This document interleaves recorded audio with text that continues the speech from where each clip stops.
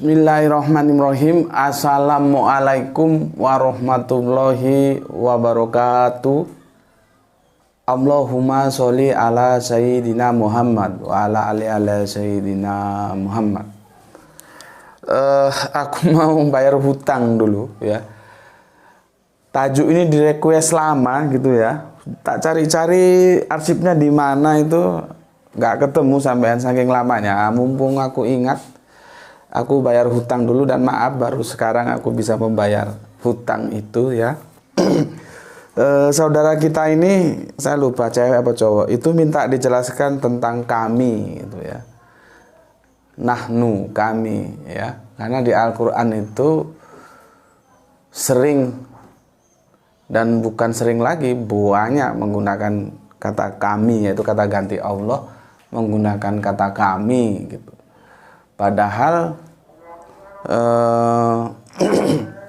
kita sudah jelas ya, hanya menerima tauhid ya, tunggal, tidak berbilang ya, satu itu saja ya, kepada zat yang tunggal itu, bukan tritunggal ya. Jadi kalau tritunggal itu kan teman-teman Kristen ya, nanti nggak apa-apa lah aku jelaskan sekilas tentang perspektif kekristenan ya, tentang kata ganti ini. Jadi teman-teman, pertanyaannya gini loh kamu, kalau Allah itu tunggal, kul huwallahu ahad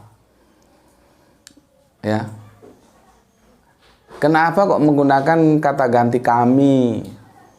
Bukankah kami itu plural gitu ya? Jadi judulnya apa, kita kasih judul supaya agak asik gitu judulnya. Judulnya gini, Allah ya, Allah juga kami.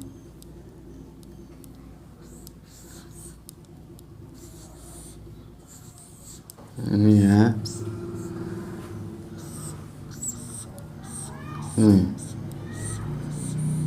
Allah juga kami.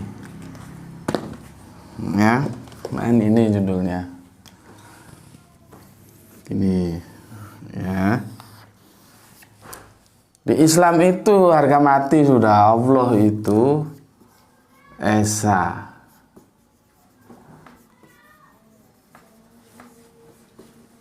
Ahad. Kenapa kok menggunakan kata ganti kami?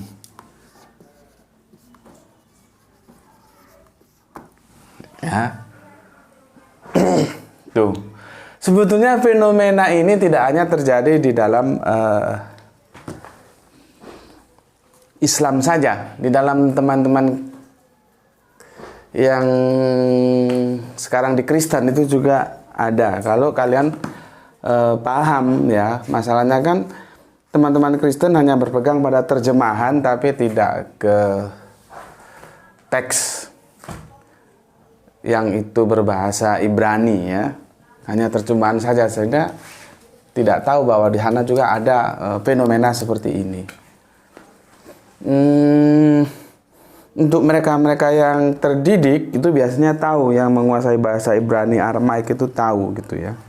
Oke, sebelum aku masuk ke perspektif Islam, aku mau ke perspektif Kristen dulu ya.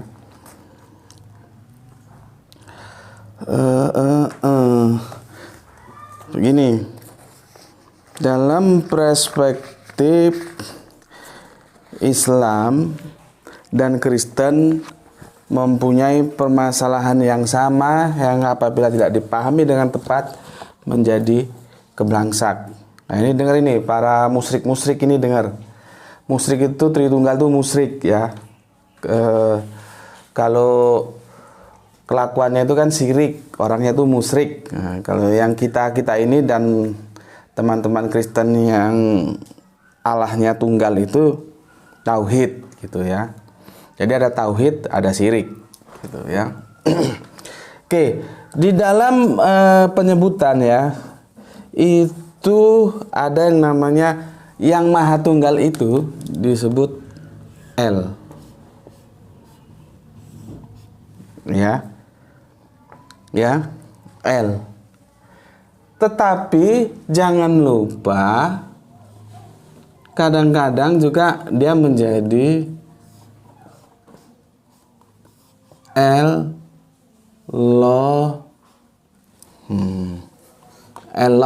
ini ya. Ini asiknya ini supaya kamu ngerti. Aku kasih warna biru. Eloh, tulisannya gimana ini? Eloh. Nih. Him. Ya. Asalnya sih Eloh, yaitu yang tunggal itu, sesembahan itu Allah itu. Dia disebut El. Nih ya. Dia disebut El. Tetapi kalau kita buka Alkitab, khususnya Perjanjian Lama, maka dia juga disebut Elohim. Nih, ada tambahan kata Im. Nih ya, aku kasih warna supaya gampang kamu memahaminya. Yim. Nih ya. Nih, Yim. Yang asalnya Elo. Nah, Yim ini bisa berarti, aduh, sini, nampak sini nih, sebentar, loh, mana tadi spidolnya? Spidolnya, oke, ini ya, kalau di sini nggak nampak, gini aja dah, ini akhiran im di belakang kalimat dalam tata bahasa Ibrani Aramaik itu bisa berarti plural.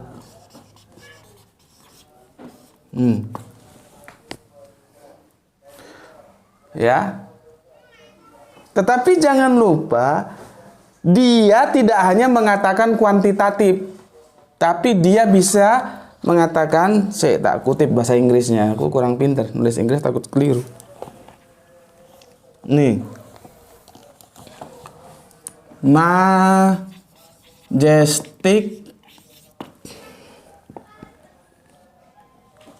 ya, nih. Jadi dia bisa bermakna plural, ya, bisa juga bermakna majestic. Plural itu apabila dia berbicara sebagai kuantitatif jumlah. Ini kuantitatif. Sedangkan majestic itu kalau dia berbicara tentang pengagungan, pemuliaan, pengagungan. Ya. Oke. Kita kasih contoh itu di kitab Ulangan aja, Ulangan 64. Kamu baca kitab, nampak sini?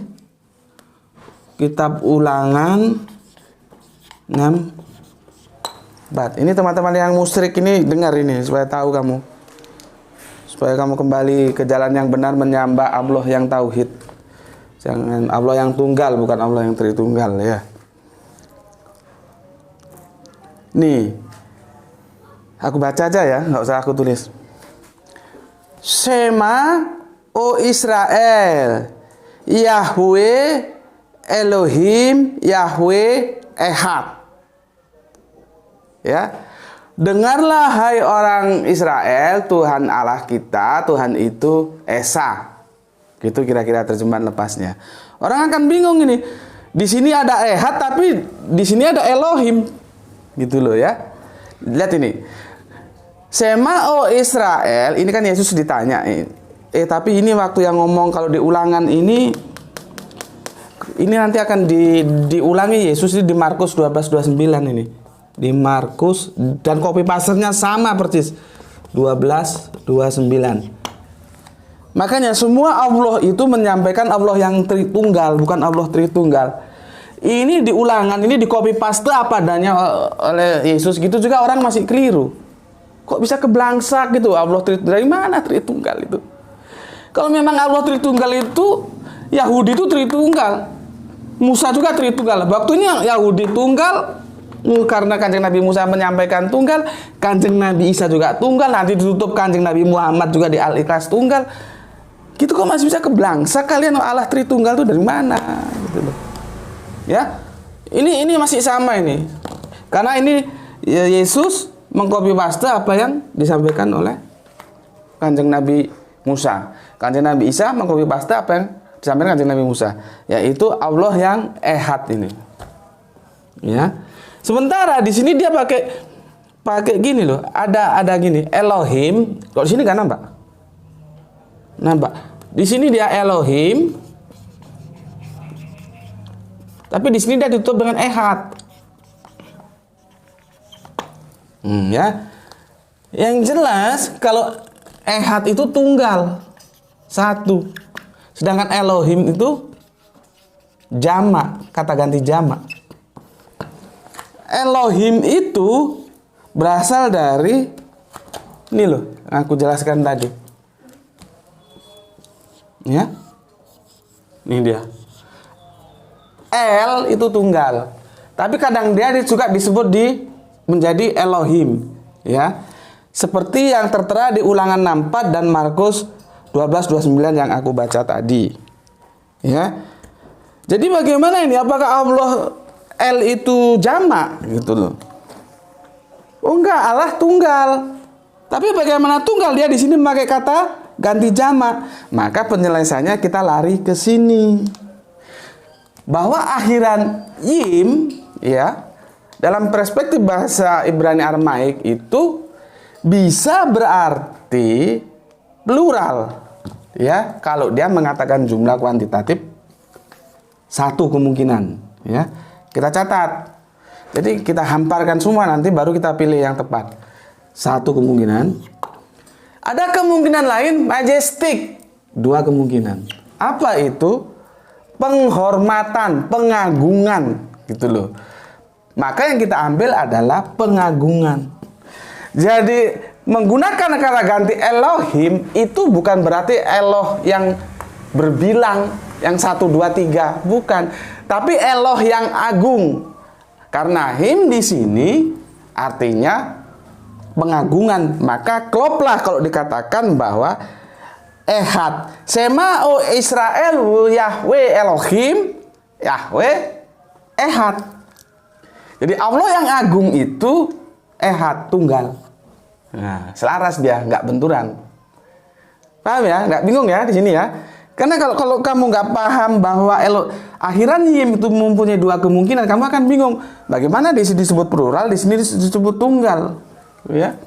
Sini plural, sini single. Bingung kamu. Nah, semoga dengan penjelasan ini kamu sekarang paham.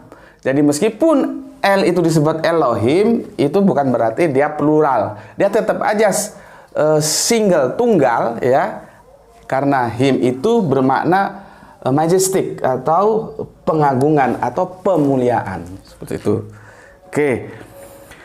Itu dalam perspektif kekristenan.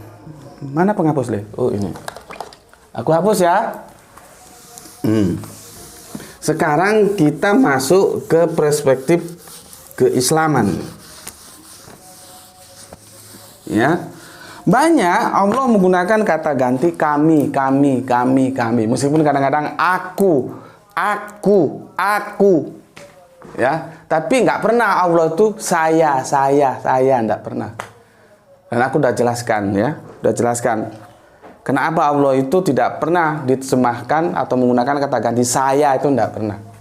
Tapi aku atau kami gitu. Kalau aku orang nggak bingung, berarti tunggal. Tapi kalau kami ini kan jamak, plural gitu ya. Bagaimana sebetulnya? Maka seperti tadi yang aku bilang, ya. Nah, aku sering menggunakan kata aku. Akuku itu nggak sama dengan akunya Allah. Jangan blow on amat lah. Ya. Seperti Allah penguasa, presiden penguasa, tapi kekuasaannya presiden itu tidak berarti sama dengan kekuasaannya Allah gitu ya. Dan sepertinya ada yang kurang paham kenapa aku menggunakan kata aku. Ya karena pengaruh Sumatera aja. Lahir dan besar di Sumatera jadi gitu, aku gitu ya. Tapi Allah itu tidak boleh menggunakan kata saya. Sekarang kita kembali ke kami ya. Kami ya. Ini juga begitu, kami ya. Katanya Allah itu tunggal kok menggunakan kata ganti kami ya. Kami itu pun sama seperti tadi, itu bisa bermakna dua. Cuma nanti ada bedanya loh ya, nanti aku jelaskan bedanya. Dia bisa plural ya. Tapi bisa juga majestik atau pengagungan. Sama. Kalau dia kuantitatif, jumlah, maka dia menjadi plural. Tapi tidak mungkin, karena kita sudah mematok bahwa Allah itu adalah Allah yang tunggal. Kita bertauhid, bukan syirik. Ya. Kalau Tritunggal itu syirik. Kita adalah Allah yang tunggal. Lalu bagaimana yang tunggal itu menggunakan kata ganti kami? Nah, sama. Akhirnya kita tidak mengambil plural, tapi mengambil majestik, pengagungan. Lah Allah mengagungkan dirinya sendiri, apa salahnya? Siapa mau protes? Ya? Paham? Jadi Allah menggunakan kata ganti kami itu bukan dalam konteks plural, tapi majestik. Dalam konteks pengagungan. Ya? Nanti aku tunjukkan ayatnya. Tapi begini, bedanya bahasa Al-Quran dengan bahasa kita sehari-hari begini. Tapi tetap majestik, tetap plural. Misalkan begini, katakanlah seorang direktur misalkan ya, menelpon bawahannya supaya nanti sampai ke kantor jam 5 menghadap Pak Direktur di kantornya gitu. Ditelepon misalkan karyawannya namanya Mukidi gitu misalkan ya. Halo, assalamualaikum Mukidi. Mukidi jawab, waalaikumsalam Pak. Iya Pak, ada yang bisa dibantu gitu. Ya nanti kamu kalau sudah sampai ke kantor langsung ke ruangan saya ya gitu. Mukidi jawab, iya Pak, siap Pak. Terus jam berapa kira-kira kamu sampai ke kantor nanti? Insya Allah kami sampai jam 9 Pak. Karena ini agak macet. Mukidi pakai kata ganti kami. Insya Allah kami. Mukidinya berapa? 1. Tapi dia menggunakan kata kami. Karena apa? Dia masuk ke tataran majestik. Cuman kalau dalam bahasa Indonesia, kami itu digunakan untuk menghormati lawan bicara. Gitu loh. Ya. Mukidi menghormati direkturnya, bosnya, pimpinannya. Dia menggunakan kami insya Allah jam 9 sampai kantor Pak. Mukidinya berapa? 1. Tapi dia menggunakan kami bukan berarti mukidi plural. Tapi masuk dalam rangka berpikir majestik. Hanya bedanya, kalau di dalam bahasa kita, majestik, pengagungan, penghormatan itu untuk lawan bicara. Lain dalam konteks bahasa Arabian. Allah menggunakan kami itu dalam arti pengagungan dirinya sendiri ke dalam. Allah yang agung. Gitu ya. Nah, di sini ya, bedanya cuma di situ ya. Jadi tidak pasti kami itu dia plural, tapi juga bisa majestik. Oke, sekarang contoh kasusnya bisa dilihat di sini. Aku hapus ini ya. Di sini. Kita lihat di, jadi kalau ngomong tuh Quran, ngomong Quran gitu loh. Jangan ngomong, landasan Quraninya nggak ada. Ya. Orang itu seapapun adanya, kalau omongannya itu berlandaskan Al-Quran, buka otakmu dan kamu harus taat. Gitu. Tapi orang sebagus manapun, kamu kagumi sehebat apapun, selama omongannya tidak mendasarkan Al-Quran, tinggalkan. Gitu loh. Jadi kamu belajar melihat apa yang diomongkan. Jangan melihat siapa yang ngomong, gitu loh. Kamu kadang-kadang hafal kata-kata itu, tapi prakteknya omong kosong. Ya, oke. Sekarang kita lihat di Quran surat Hud sebagai pembanding ya. Itu suratnya nomor 11, ayatnya 28. Kamu buka di Al-Qur'anmu. Begini aku bacakan. Berkata Nuh, ya, Nabi Nuh maksudnya, hai kaumku, bagaimana pikiranmu jika aku ada mempunyai bukti yang nyata dari Tuhanku dan diberinya aku rahmat dari sisinya, tetapi rahmat itu disamarkan bagimu. Ya. Apakah kami, ya, pakai kami dia. Apakah kami paksakan kamu menerimanya, padahal kamu tiada menyukainya? Yang jadi konteks pembicaraan kita, ya, di sini, ya, di sini perhatikan. Yang berbicara satu dia, Kanjeng Nabi Nuh. Tapi dia juga menggunakan kata ganti kami. Pertanyaannya, apakah Nuhnya itu ada berapa?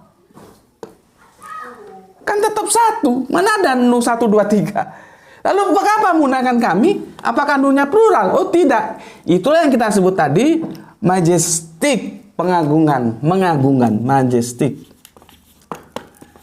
Ya. Jadi Kanjeng Nabi Nuhnya tetap satu. Adapun kata ganti kami di sini itu majestic. Ya. Oke. Supaya lebih tepatnya tuh begini, aku bacakan di sini.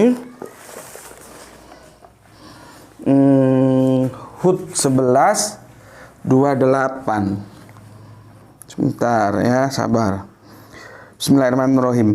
Dia berkata, maksudnya Nuh, wahai kaumku, ya, apa pendapatmu jika aku mempunyai bukti yang nyata dari Tuhanku dan aku diberi rahmat dari sisinya? Sedangkan rahmat itu, ya, maksudnya itu disamarkan bagimu. Nah, ini dia yang perlu. Di sini dia menggunakan rangkaian diksinya, anulzimukumuha. Aku ulangi. Anulzimukumuha. Kalau kita terjemahkan, apakah kami, ya, menggunakan kami kan, akan memaksa kamu untuk menerimanya? Ya, padahal kamu, ya, padanya tidak menyukainya. Artinya padanya itu apa tadi, rahmat itu tadi yang diberikan kepada Nabi Nuh. Ya, jadi anulzimukumuha, apakah kami, itu bukan berarti Kanjeng Nabi itu terus menjadi 1, 2, 3 gitu, enggak. Ya tetap aja satu. Ya, oke. Sampai sini semoga kalian paham, ya, tentang bagaimana penggunaan kata kami di dalam Al-Quran. Sebentar, aku perlu tambahkan lagi enggak? Kadang-kadang kalau sudah ditutup ada yang perlu ditambahkan. Oke, ini untuk teman-teman Kristen yang syirik, ya, bukan yang tauhid ini. Ini aku bacakan bukunya di sini. Referensi buku Robert W. Gleason, SJ, yang berjudul Yahweh The God of the Old Testament, tahun 64 buku ini, lama berarti ya. Diterangkan sekalipun kata Elohim berbentuk majemuk, namun saat dipakai untuk menunjukkan kepada Allah yang esa, selalu menggunakan kata sandang, kata sifat, dan kata kerja tunggal. Ya. Sebagian penulis modern berkesimpulan Elohim bukan majemuk dalam arti banyak atau himpunan, melainkan gambaran keagungan, majestic. Ya. Ada pula yang berkesimpulan sifat majemuk kata Elohim setara dengan majemuknya kata air atau mayim, dan langit atau sama itu ya, samayim, jadi samayim, menggambarkan satu yang melampaui batas-batas geografis. Itu ya, mungkin teman-teman Kristen supaya kembali ke jalan yang benar, menyembah Allah yang tunggal, menyembah Allah Bapa ya, yang Yesus minta dalam doa Bapa kami, gitu ya. Bukan Allah Bapa Putra Roh Kudus, tapi Allah Bapa. Yesus selalu memanggilnya nama Bapa kami, ya. Itu silakan kalau mau cari bukunya, yaitu bukunya Robert W. Gleason, ya, yang berjudul Yahweh, the God of the Old Testament, gitu. Ya, syukur-syukur kamu dengan baca buku itu mau kembali mengikuti Yesus, menyembah Allah yang tunggal, atau paling tidak kamu supaya tidak seperti kata dalam tempurung bahwa yang namanya Allah itu ya tunggal gitu. Oke, itu dari aku. Assalamualaikum warahmatullahi wabarakatuh.